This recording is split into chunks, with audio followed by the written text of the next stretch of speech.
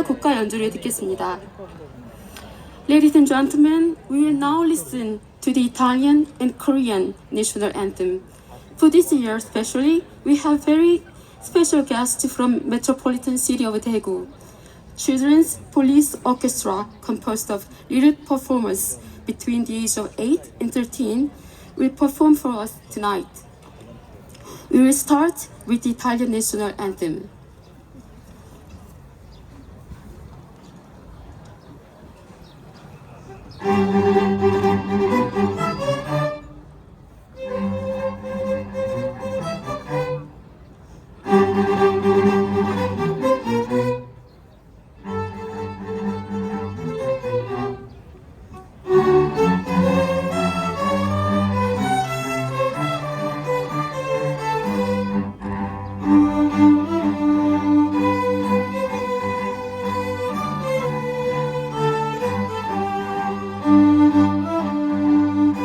찬진이 마이크 안 나오네.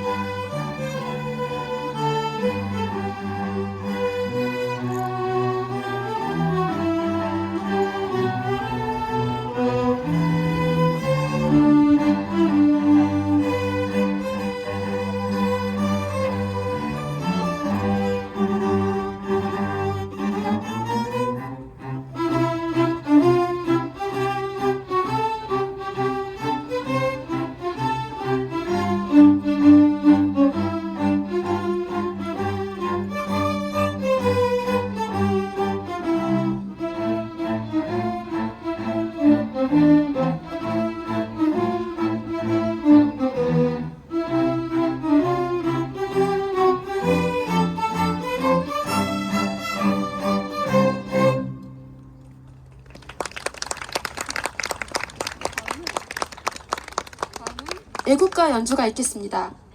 We will now listen to the Korean national anthem.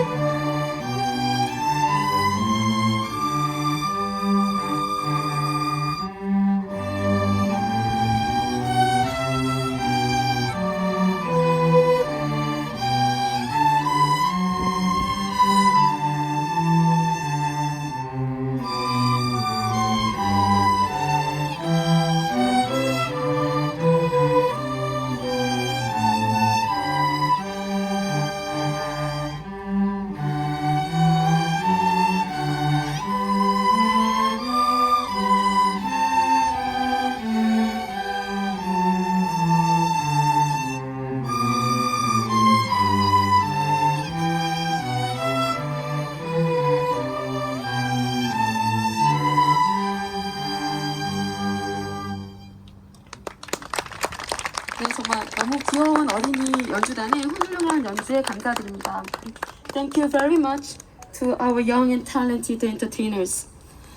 다음은 페데리코 파일라 주한 이탈리아 대사님의 환영사가 있겠습니다. Ladies and gentlemen, Ambassador Federico Failla will now give his speech.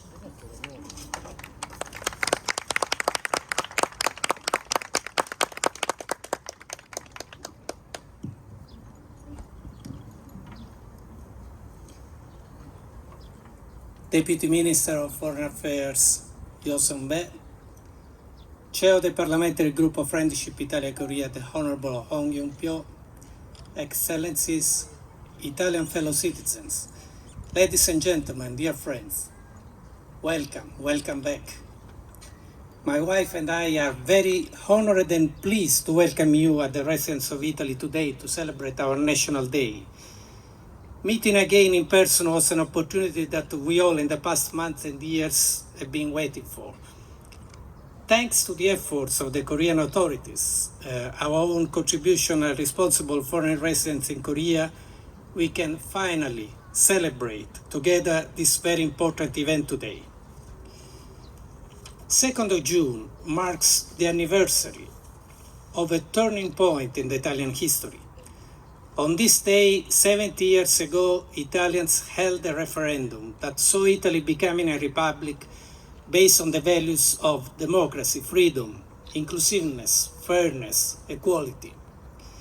It was a new renaissance for our country after a tragic world war, a renaissance that meant a renewed commitment by Italy to contribute to peace and security, acting as a responsible and trusted member of the international community. Such vocation led Italy to two crucial choices that are closely linked. First, seeking membership of the United Nations in order to promote peace, security, and human rights worldwide. It is no wonder that even before becoming a full UN member state, Italy contributed to the UN mission during the Korean War by deploying Field Hospital number 68 in 1951. At the same time, Italy was among the founding members of the European communities and one of the most convinced supporters of the European integration. It is no coincidence that the treaties that gave birth to what we know today as the European Union were signed in Rome in 1957. The Rome spirit underpinning the EU as a project of cooperation and dialogue has given Europe one of the longest periods of peace on our continent. Unfortunately, today we are witnessing the Russian aggression against Ukraine, which not only is causing deep concern and frustration, but also requires us to stand up to counter such a flagrant and blatant violation of international law. I would like to thank Ambassador Ponomarenko and his spouse for their participation today and renew the expression of Italy's solidarity towards Ukraine. We are all aware that the tragedy happening in Ukraine is not the only conflict in the planet. Too many people are suffering all over the world because of wars and internal conflicts. We, as international community, need not to forget ever about them and act to bring to a solution such conflicts.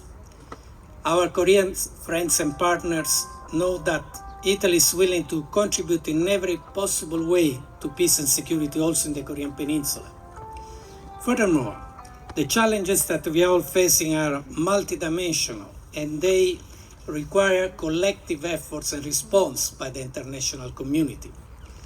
This is the case, for instance, of the climate crisis that is already impacting heavily on the well-being and lives of us all, but all the more on the most vulnerable populations that are highly exposed to natural disaster and climate change, or pandemic or ocean pollution. Unfortunately, the list is very, very long.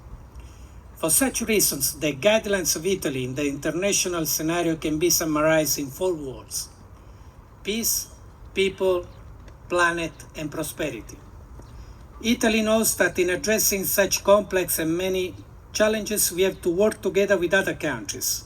We are sure that in doing so, we can count on the strategic partnership that we have with Korea. As we seem to approach the end of the pandemic tunnel, Italy and Korea, as champions of democratic and inclusive development, should join forces even more to promote a worldwide new awakening based on our shared values of democracy, human rights, inclusiveness, and green, fair, and equitable development. We believe that Korea is an ideal partner in supporting global renaissance based on our shared values and principles, the same values and principles that inspired the Italian people on the 2nd of June 1946.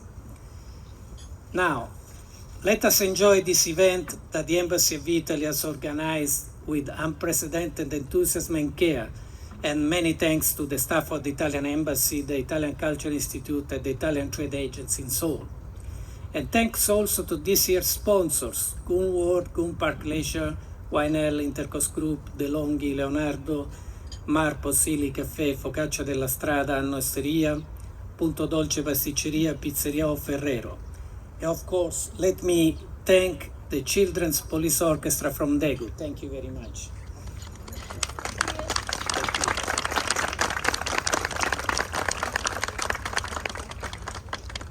Cham Soke, Chusioso, Kamsamnida. Buon 2 giugno.